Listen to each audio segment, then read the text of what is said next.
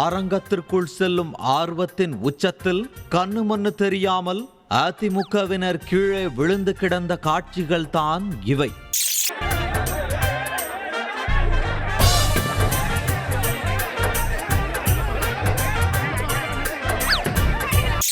சென்னை வானகரத்தில் பொதுச் செயலாளர் எடப்பாடி பழனிசாமி தலைமையில் அதிமுக பொதுக்குழு கூட்டம் நடந்தது. பொதுக்குழு உறுப்பினர் அட்டை இருந்தவர்கள் மட்டுமே அரங்கத்திற்குள் அனுமதிக்கப்பட்ட நிலையில் தொண்டர்களும் நிறைய பேர் மண்டபத்திற்கு வெளியே நின்று கொண்டிருந்தனர்.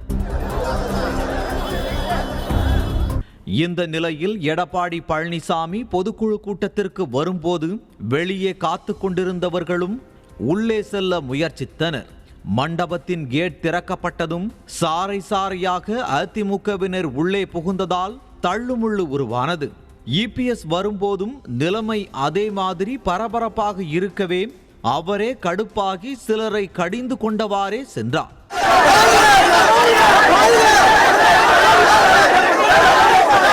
பின்னர் கூட்டத்தை கட்டுப்படுத்த மண்டபத்தின் கேட்டை அடைக்க முயன்றனர். ஆனாலும் சிலர் கேப்பில் புகுந்து உள்ளே ஓடினர். எதையுமே கண்டு கொள்ளாமல் பாதுகாப்புக்கு நின்ற போலீசாரையே தள்ளிவிட்டுவிட்டு ஆக்ரோஷமாக உள்ளே புகுந்த அதிமுகவினரால் கடும் தள்ளுமுள்ளு உருவானது. மூதாட்டி ஒருவர் நெரிசலில் சிக்கி திக்குமுக்காடி திணறி போனார்.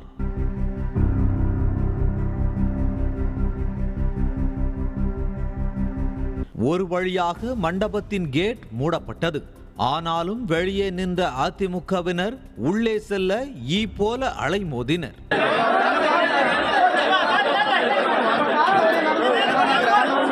தொடர்ந்து மறுபடியும் கேட் திறக்கப்பட்டதும் சிலர் முண்டியடித்து கொண்டு ஓடிய நிலையில் முன்னால் சென்ற 4-5 பேர் கீழே விழுந்து விட்டனர். முன்னாடி சென்றவர்கள் கீழே விழுந்ததால் பின்னாடி வந்தவர்களும் தொப் தொப்பென்று ஒருவர் மீது ஒருவர் கீழே விழுந்தனர்.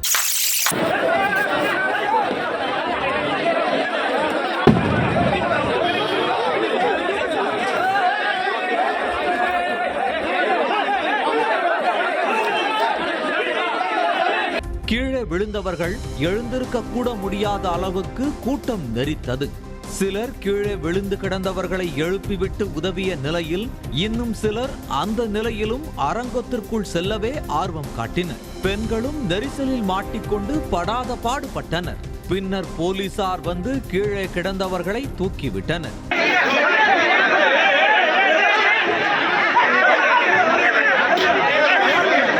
கேட்டுக்கு அந்த பக்கமும் இந்த பக்கமும் 15க்கும் மேற்பட்ட போலீசாரும் பவுன்சர்களும் இருந்தும் கூட்டத்தை கட்டுப்படுத்த முடியாமல் திணறும் நிலை ஏற்பட்டது.